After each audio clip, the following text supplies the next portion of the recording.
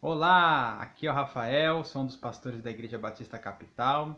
Estamos aqui para mais um vídeo do Estudo Bíblico Capital, nosso canal, nossa viagem através do estudo das Escrituras. Nós cremos no poder da transformação da Palavra de Deus.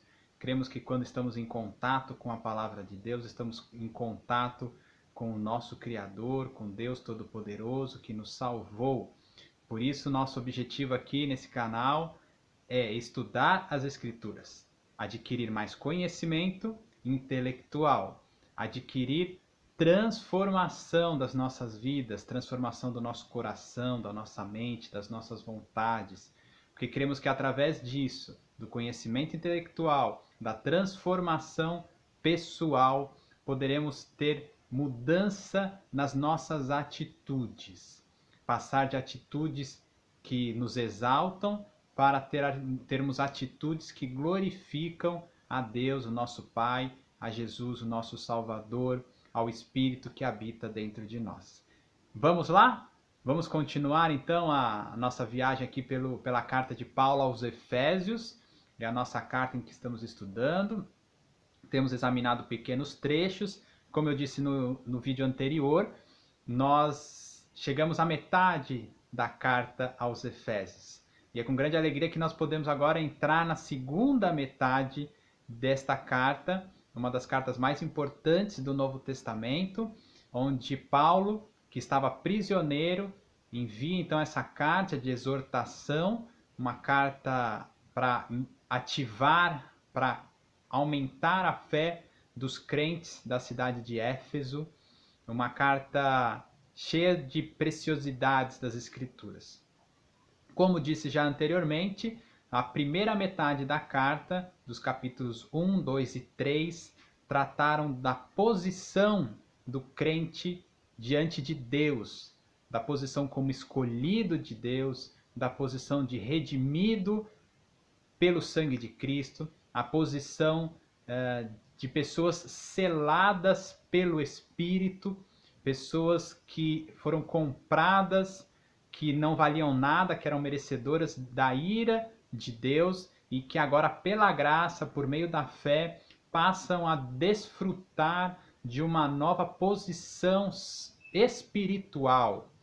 Nós agora não somos avaliados apenas pelo que somos aqui nesta terra, mas de acordo com Paulo, no início desta carta, nós somos avaliados espiritualmente diante de Deus por aquilo que Deus fez por nós.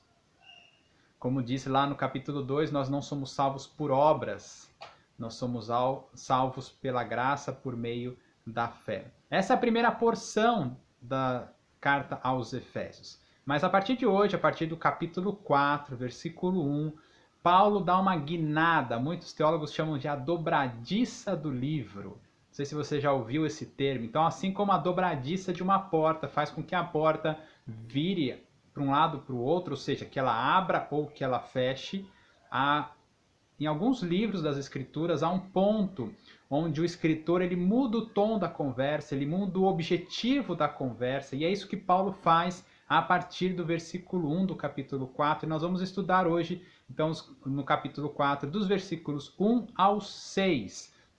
E vamos ver como Paulo inicia esse novo tom da conversa, saindo do posicionamento do crente em Cristo Jesus e partindo para a ênfase principal dessa segunda porção, que é como o crente vive.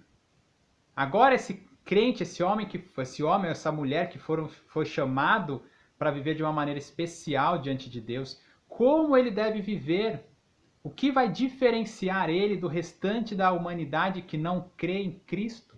Quais são as atitudes que essa pessoa deve ter dentro da igreja, no meio familiar, em relação às demais coisas desta vida?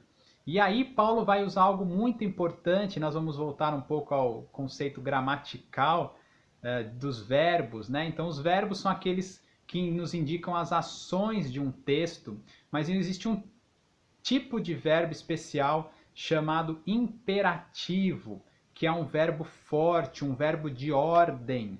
Um verbo não é esse tipo de verbo não é um pedido, mas sim uma ordenança. É algo que o autor afirma com veemência para que os seus leitores o sigam. E Paulo, então, agora vai passar a utilizar na carta dele, a partir do capítulo 4, esses verbos no imperativo, coisa que ele não fez no início da sua carta. Mas agora, a partir do capítulo 4, ele começa a usar constantemente esses verbos como ordenanças. E nós vamos ver o porquê, o motivo dessa mudança da ênfase dos verbos na carta de Paulo aos Efésios. Vou ler o versículo 1 do capítulo 4. Como prisioneiro no Senhor, rogo-lhes que vivam de maneira digna da vocação que receberam. Então, a primeira coisa nesse versículo fala que Paulo estava prisioneiro, né? Mais uma vez ele diz que estava como prisioneiro, já falei disso nos outros vídeos, você pode voltar lá, mas rapidamente Paulo havia sido levado para Roma e esteve lá durante 2 anos em prisão domiciliar, e foi lá que ele escreveu Efésios e mais outras 3 cartas. E agora ele faz um paralelo e usa essa questão da prisão dele para nos chamar para que nós vivamos de acordo com a nossa vocação. Eu já vou chegar lá. Mas antes, queria falar sobre essa questão da prisão. Porque o prisioneiro é aquele que perdeu a sua liberdade, ok? Paulo, então, agora ele estava preso. E sem a sua liberdade, ele faz um relacionamento que ele está preso no Senhor. E veja que ele não diz que estava preso por causa do Senhor, o que de fato é verdade, ele já disse isso na carta anteriormente no capítulo 3. Ele estava preso porque ele amava muito os crentes, né, de todas as regiões, ou seja, ele amava as pessoas, amava a obra de Cristo, amava a missão, o chamado dele, e ele se expôs a este risco e acabou sendo preso, ou seja, ele era um prisioneiro por causa de Jesus. Mas agora ele muda a ênfase, ele diz, eu não estou preso por causa de Jesus, mas eu estou preso em Jesus, no Senhor. Ou seja, agora ele não tem mais a liberdade de fazer o que ele quer, porque ele só vai fazer aquilo que o Senhor dele permite que ele faça. E nesse sentido, viver a vida do cristão é uma prisão. E nós vamos entender o que Paulo quer dizer. Porque agora quem comanda as minhas vontades não sou mais eu, mas sim o meu Deus.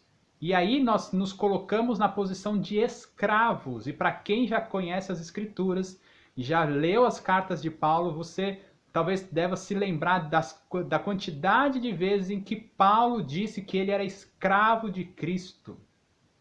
O fato é que o escravo não tem liberdade, mas ele faz apenas o que o Senhor permite que ele faça. E agora Paulo se iguala a isso e diz, eu sou prisioneiro em Cristo e todos nós crentes também somos prisioneiros em Cristo.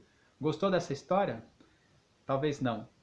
Pois é, na nossa contemporaneidade, dos nossos dias, isso não é popular. Dizer que você é preso em Jesus, que você não tem sua liberdade, realmente talvez afugente você, talvez você até desligue esse vídeo agora. Mas eu quero dizer que Paulo ensina isso, exatamente isso. Nós não temos liberdade total de fazermos o que nós queremos das nossas vidas. E o apelo de Paulo vem por um verbo, inclusive um verbo no infinitivo. Diga, na NVI diz assim, rogo-lhes que vivam de maneira digna da vocação. E outra tradução diz, suplico-lhes que vivam de maneira digna da vocação ou do seu chamado. O fato é que Paulo gastou 3 capítulos para dizer a importância de tudo aquilo que Deus fez por mim e por você. E agora Paulo diz, eu não tenho liberdade total. Irmãos, eu te imploro, vivam de uma maneira digna daquilo que Deus fez por você. Irmão, eu quero te suplicar agora.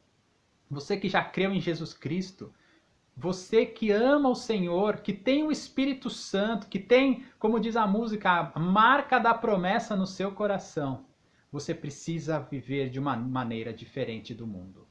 Não é um pedido.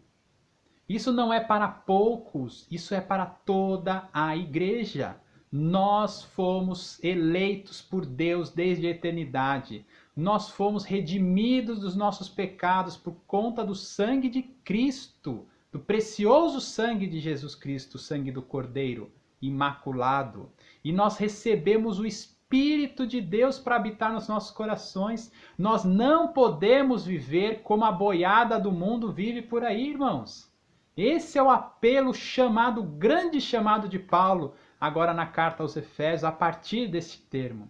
E ele vai começar, a partir do versículo 2, eleger uma série de comportamentos que deve ser o padrão, veja, o padrão do crente, e não uma opção, não mais uma opção. Nós vemos tantos pastores, tantos líderes evangélicos dizendo que, não, tudo bem, se você conseguir perdoar, tudo bem, se você conseguir ser paciente, tudo bem, vamos continuar tentando. Não, isso não é uma opção, não é uma escolha minha, eu não tenho mais liberdade de fazer o que eu quero da minha vida.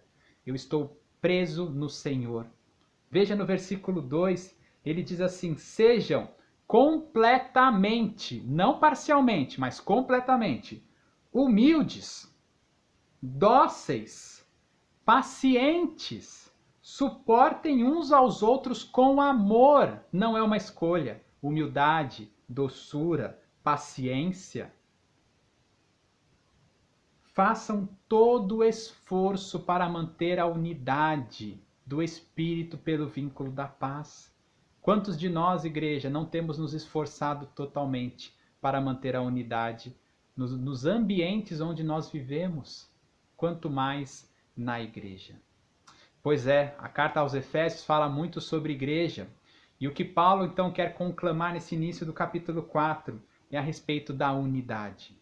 Porque nós devemos viver de maneira digna da vocação em todos os ambientes da nossa vida, na minha casa, no meu particular, no meu secreto, mas principalmente quando fazemos parte do corpo de Cristo. É ali que nós todos podemos nos unir, porque somos semelhantes, porque temos um só Senhor, um só Salvador e o mesmo Espírito atuando em nós. Paulo então implora, suplica-nos, roga a nós todos que vivemos em unidade. No versículo 4 ele diz: há um só corpo, um só Espírito, assim como há uma só esperança a qual vocês foram chamados. Há um só Senhor, uma só fé, um só batismo, um só Deus, Pai de todos, que é sobre todos, por meio de todos e em todos. Há muitas denominações que usam esse texto para fazer uma grande bagunça a respeito de batismo no Espírito, a respeito se você vai para o céu ou não, que é só a fé naquela denominação que te leva para o céu. E o que Paulo está dizendo não é exatamente isso. O que ele quer dizer com essas frases, dizendo um só isso, um só aquilo outro, é para dizer que todos nós que cremos em Cristo como nosso Salvador, que todos nós que fomos eleitos por Deus e que todos nós que recebemos o único Espírito, o Espírito de Deus, nós devemos viver como um grupo coeso, de comportamento. Nós não somos todos iguais, mas nós devemos viver de maneira digna da vocação. E nesse sentido, a Igreja de Cristo deveria ser mais homogênea na humildade, na paciência, na doçura, no esforço por manter a paz uns com os outros. Há uma só fé. A fé em Cristo Jesus, nosso Salvador. Há um só Espírito, o Espírito de Deus que habita em nós e que produz toda a transformação de vida que nós precisamos. Há um só Deus, aquele que nos elegeu e realizou toda a obra da salvação por nós. E isso atua em todos nós, por todos nós e com todos nós. Isso é a igreja. Nós fazemos parte do mesmo corpo. E o corpo não tem um membro querendo fazer uma coisa e um membro fazer outra coisa, mas o corpo todo age de maneira com que glorifique ao nosso Deus, o Pai que está lá no céu, por meio das nossas atitudes, por meio das atitudes da igreja como um todo. Eu quero chamar você e convidar você a se esforçar para examinar junto comigo os próximos imperativos dessa carta e continuar na nossa transformação, na transformação que vai glorificar o nosso Deus, o nosso eterno Pai e o nosso Salvador Jesus Cristo. Vamos lá? Até o próximo vídeo.